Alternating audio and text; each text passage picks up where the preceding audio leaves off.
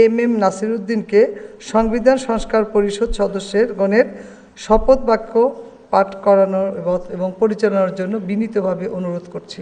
মাননীয় সদস্যবৃন্দ, এখন জুলাই জাতীয় সনদ সংবিধান সংস্কার বাস্তবায়ন আদেশ 2025 অনুযায়ী সংবিধান সংস্কার পরিষদের সদস্য হিসাবে সদস্য গ্রহণ ও স্বাক্ষর প্রদান অনুষ্ঠিত হবে।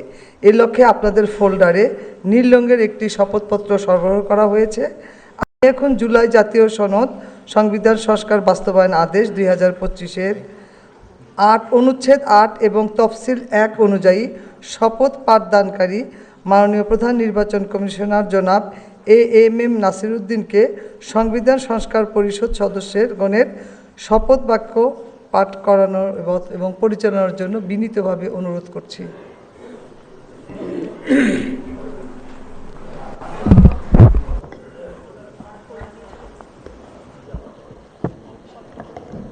আপনাদের এই স্বাক্ষরদান শুরুর পরে আমরা দ্বিতীয় শপথ শুরু করব।